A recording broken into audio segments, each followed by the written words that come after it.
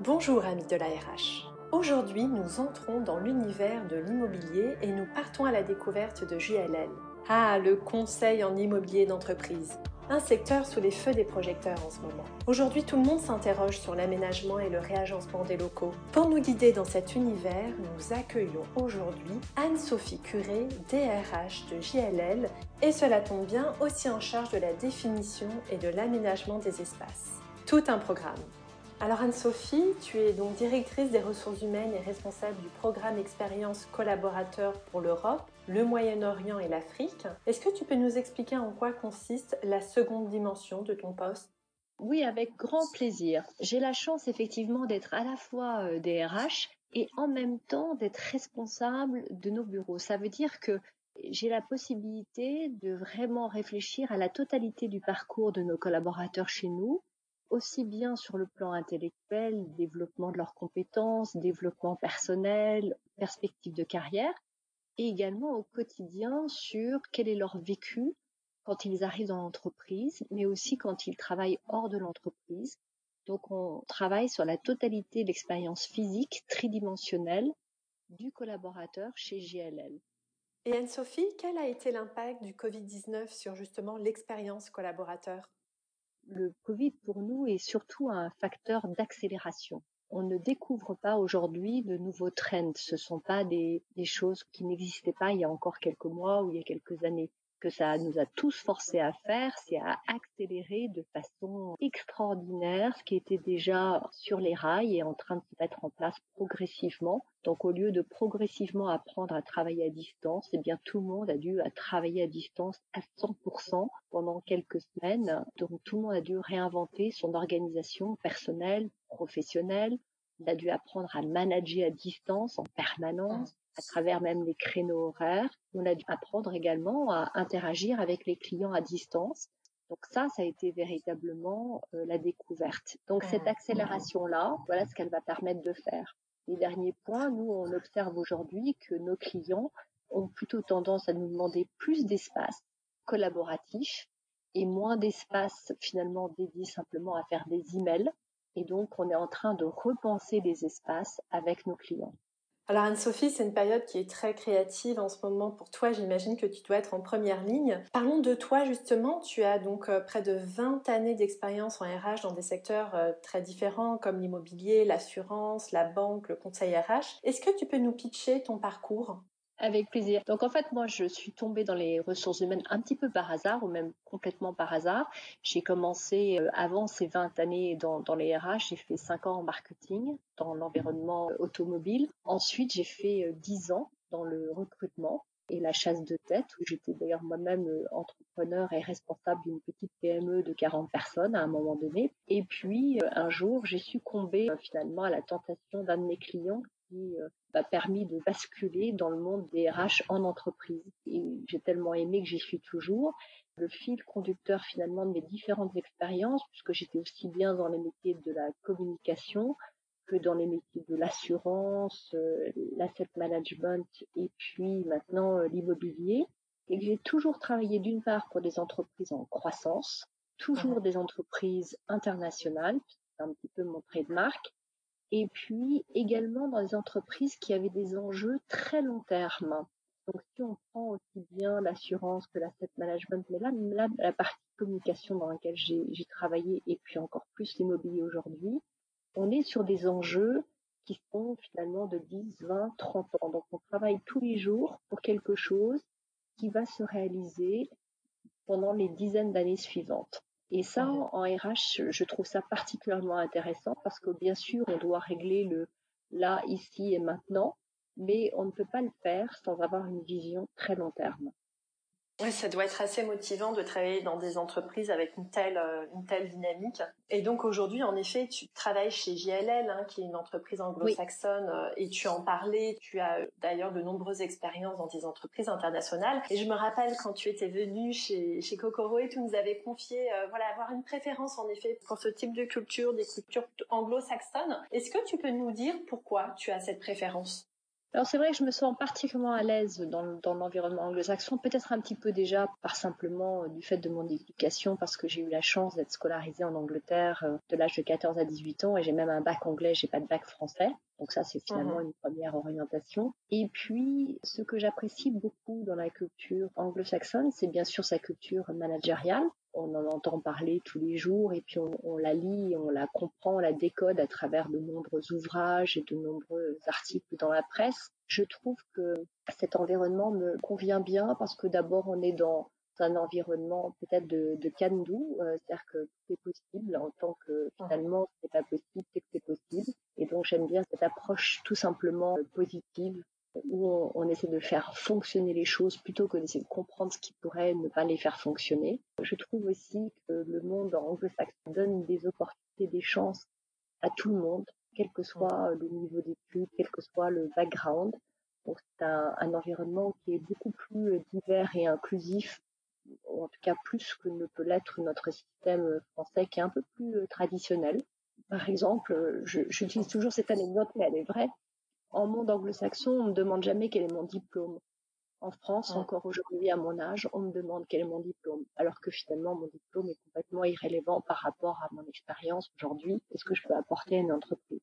Donc, c'est véritablement ce mindset de les choses sont possibles, on va de l'avant, on regarde devant soi, on s'appuie bien sûr sur le passé, on s'appuie sur ce qu'on a appris, on peut aussi s'appuyer sur ses erreurs. En monde anglo-saxon, les erreurs sont quelque chose que l'on voit comme une chose très positive. Moi, j'interviewe souvent les candidats et je leur demande quelles sont les erreurs qu'ils ont faites et qu'est-ce qu'ils en ont appris. Et j'apprends autant de ces réponses-là que de leur succès, pour pas dire plus encore. Là où je te rejoins, Anne-Sophie, c'est vrai qu'il y a quand même encore beaucoup à faire pour faire évoluer la mentalité française. Et je peux te dire que moi aussi, en tant qu'entrepreneur, la notion d'échec est plutôt un tabou. C'est pas vraiment valorisé en France aujourd'hui. C'est véritablement un combat de tous les jours. Sur le front de l'engagement, justement, parlons-en. Je sais que tu es plutôt active, en effet, tu t'es engagée notamment avec la signature de la charte LGBT+, il y a 3 ans, quand tu étais Chief People Officer chez Aviva. Pourquoi c'est important de défendre ces sujets ? C'est absolument essentiel parce que c'est le reflet tout simplement de notre société, de ce qu'elle est aujourd'hui au quotidien. On a en ce moment, pour exemple, les émeutes qui ont lieu aux États-Unis et qui sont finalement le reflet de cette société qui se dit mais comment fait-on pour encore faire une telle distinction dans le traitement des uns et des autres qui n'est pas acceptable et ce qui est très réjouissant quand on voit les émeutes sont tristes et le fait déclencheur des émeutes est encore basandissant, mais au moins ce qui est très rassurant, c'est que quand on voit les gens qui protestent, ce sont aussi bien des blancs que des noirs, des jeunes que des vieux, etc., etc. Donc tout le monde est là autour pour dire mais notre monde, il est ce qu'il est et on ne peut plus tolérer et accepter d'avoir d'autant de biais et autant d'intolérance et encore moins, bien sûr, qui est représenté par les autorités. Et aujourd'hui, notre société, on adore cette mixité, on en profite tous les jours, on est très heureux de pouvoir voyager dans le monde entier. Alors, il faut également l'accueillir partout chez nous. Et les jeunes, les très jeunes générations, celles qui sont sur le point d'arriver dans le monde du travail dans 4-5 ans maximum, ont été élevés dans cette notion absolue et totale de la diversité et de l'inclusion et n'auront aucune tolérance vis-à-vis des entreprises qui ne seront pas capables de démontrer cela à travers des actes concrets au quotidien. On a eu beaucoup de travail, surtout en RH, pour, entre guillemets, éduquer top leadership, des organisations qui ont tous compris maintenant. Il n'y a pas un leader, homme-femme, qui n'ait pas compris et qui n'ait pas accepté ces enjeux-là comme étant stratégiquement essentiels. Donc, on est en train de rééquilibrer au fur et à mesure les organisations.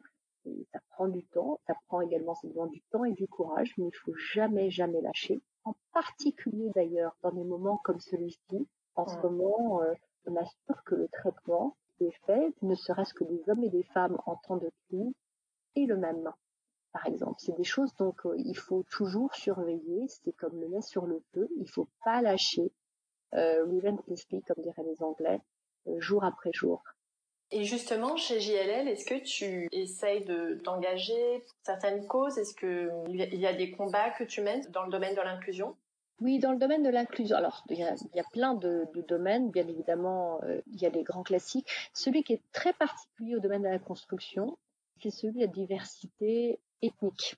Donc quand je parle avec nos collaborateurs BAME en Angleterre, les Black African Minorities et Asians, quand je parle avec eux, quand je m'entretiens avec eux, j'écoute tout simplement et ils ont anecdote sur anecdote. Et donc dans le domaine de la construction, oui, ça, c'est un enjeu plus particulier.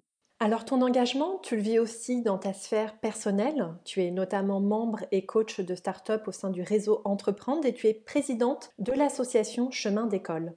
Est-ce que tu peux nous dire en quoi cela consiste? Oui, l'association Chemin d'école, elle est venue très naturellement parce que il se trouve que moi-même, je suis la maman d'une enfant qui est dyslexique, dyspraxique et dyscalculique, donc ça oblige à réfléchir différemment. Et se trouve qu'à travers cet enfant qui m'apporte au quotidien énormément de diversité à moi aussi, dans ma façon de regarder les choses, j'ai croisé le chemin de cette école-là qui a l'unique approche de faire ce qu'on appelle du tutorat pour les enfants et qui accompagne les enfants dès le très jeune âge, qui sont aussi bien 10 comme ma propre fille, mais aussi également qui peuvent être en phobie scolaire. Donc il y a des enfants parfaitement brillants qui à des moments de leur vie ont des phobies scolaires qui sont quasiment insurmontables ou insurmontables d'ailleurs, qui ont pu avoir des problèmes de parcours et familiaux et ont été déscolarisés parfois pendant quelques années et donc ils doivent réintégrer dans un parcours classique ou en tout cas pouvoir se réintégrer dans un système scolaire. Donc cette école-là accompagne et vraiment en individuel et construit des parcours sur mesure pour chacun de ces enfants-là et leur permet de retomber sur leur pied. Et donc, oui, je me suis beaucoup engagée auprès de cette école-là, qui en plus a la générosité d'accueillir des enfants, y compris qui n'ont pas les moyens de pouvoir suivre ces cours-là.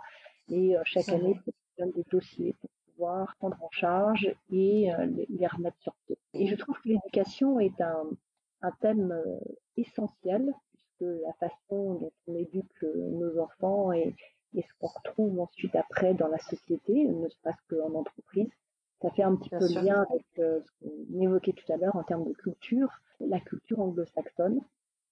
Donc l'éducation que l'on donne aux enfants en milieu anglo-saxon est un petit peu différente de celle que l'on peut retrouver en France.